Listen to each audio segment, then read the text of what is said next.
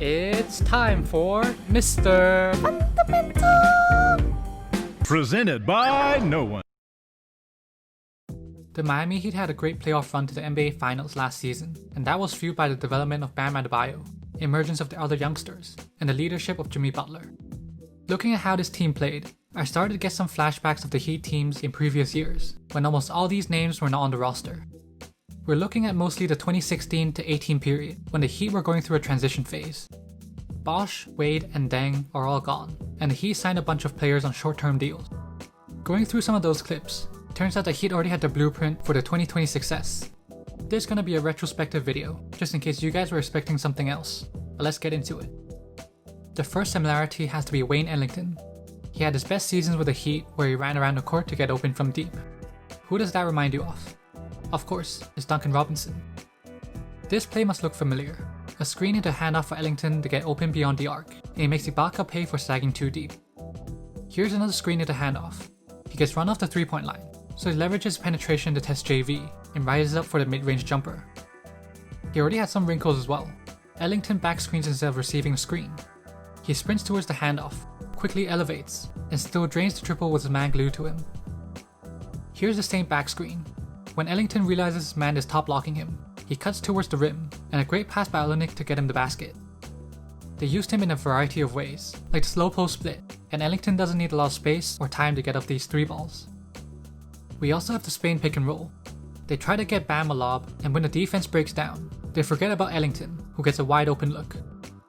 The Heat's offense was simpler back then, with Ellington coming off screens without a lot of secondary action, but we'll come back to this later. While they didn't have an all-star Bam during those days, they had a combination of bigs that helped him with his development. If you squint hard enough, you might be able to see Hassan Whiteside in a similar role to what Bam did last season.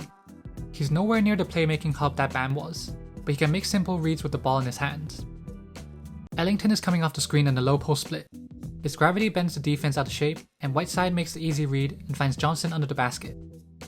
Things get a lot simpler when he just hands it off. The baseline drive creates a good look in the corner, and they nail the shot. They ran a lot more pick and roll with Whiteside, because of his average ability to score outside the paint. I mean, he can knock down a deep too, and it is an open shot, but these doesn't help bend the defense or create openings. These types of off the dribble creations are pretty rare as well, but also another reason why they steered away from Whiteside handoffs. Now if you slot Kelly Olynyk in that role, a capable shooter, straight line driver, and have a great feel as a passer, Richardson gets right to the basket. Here it is again. The defense gets confused and left Richardson open for a second, and that's all he needs to drain the 3. The Heat start off in horns and gets Ellington slipping the screen, something we've seen Robinson do. Olynyk's threat as a shooter gets his defender closing out hard. The drive sucks in the help and the extra pass for the D-Wade dunk. Bam isn't a shooter, at least not yet, but backing up Whiteside and Olynyk definitely showed the benefits of playing away from the basket and being a threat to score off the dribble in handoff sets. This brings us to the last guy that probably influenced Bam's development, and that's James Johnson. He played a huge role for the Heat in the 2017 season, and I believe his success as a small ball center led to them selecting Bam in the draft. Look at how nonchalant he's dribbling across the court. The defense falls asleep and goes under the screen. Sabonis doesn't want to step up, and this creates the wide open look.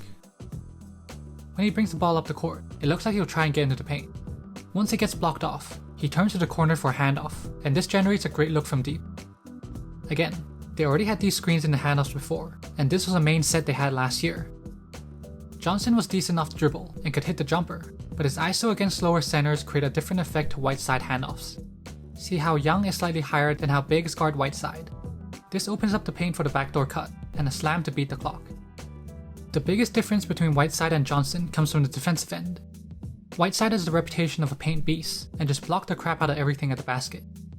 With that said, he does miss some rotations and go for blocks instead of being in good position. Besides that, his lumbering build also makes him a weak link on the perimeter. I've shown how the Heat have been lighting up opponents in previous years, but also this past year with the new additions. What they couldn't do before was guarding these same actions. Redick sets the back screen, which occupies his man, and sprints for the handoff. Whiteside never even jabs at Redick, and he gave up an open shot for a sniper. I mean, it's not his fault. If he steps up to contest, even a Redick drive will blow by him, or that pocket pass is right there for Saric. It's the unpredictability of these actions that make it so hard to guard. Shooters coming off handoffs, screens, or off-ball actions happened all in one possession, and Bellinelli gets just enough daylight for the jumper. Embiid turns down the first handoff. That triggers a pin down for Bellinelli. The backdoor leads to Redick using the screen and curls into the paint. I mean, Whiteside could have stepped up higher since Embiid popped, but Johnson did a good job to run Redick off the line. Johnson is much more agile and could show up higher on screens. He shadows the drive and roller simultaneously and forced the off-target lob. When the offense resets, Waiters get screened off, so Johnson calls for the late switch.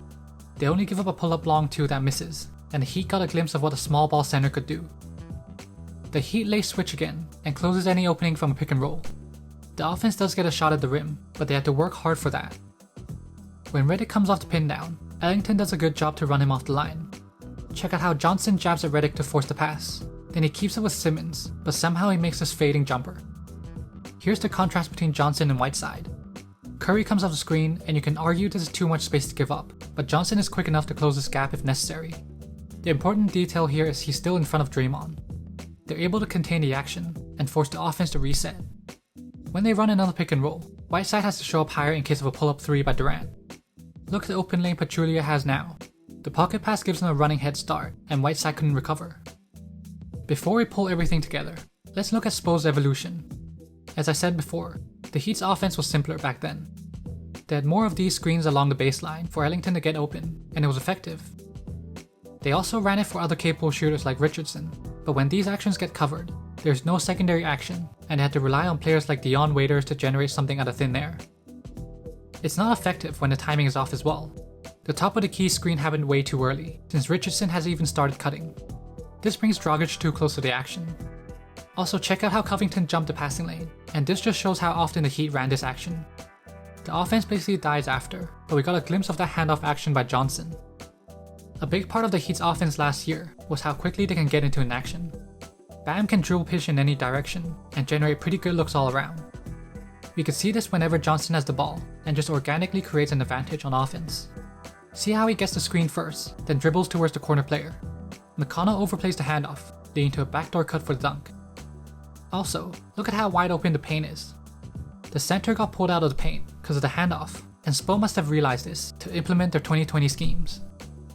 Besides that, we'll also see other similarities like the sideline play. The inbounder gets a back screen towards the rim, while the screener gets pinned down afterwards. I guess nowadays they have Bam doing a handoff instead, but the results are the same. Another one is this double screen, where the second screener is at the free throw line. This is basically a pick and roll much closer to the rim, and the perimeter defender is already trailing. This also causes the weak side defender to rotate late, which usually results in a lob, but this possession just took a little bit longer to put the ball in the basket. After crediting the players and coach, we've got to give props to Pat Riley. The Heat had a system that worked, so he targeted players that'll fit that system. Drafting Bam in the 2017 draft was a head-scratching move then, because they had Whiteside as a building block.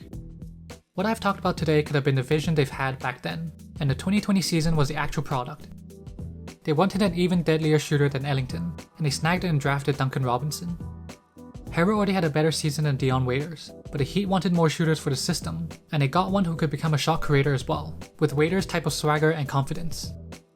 To a smaller extent, they stole Kendrick Nunn, who reminds me a lot of Tyler Johnson, a lefty shot-making guard, but Johnson became expendable due to his huge contract. Now they got a younger version on a much cheaper contract. We can't forget about Miami's culture of star hunting. They had D Wade, then got Richardson to fill that void before prying away Jimmy Butler from the Sixers. All of this is easier said than done, so props to the Heat's organization. Maybe some of you already knew this, especially die-hard Miami fans, but I really wanted to make a video on the evolution for the successful 2020 season. Let me know down below whether you knew about this before, and maybe some predictions on what type of evolution they might add in the next few years. Thanks for making it to the end of the video. Remember to drop a like down below, subscribe if you're new, and I'll see you guys next time.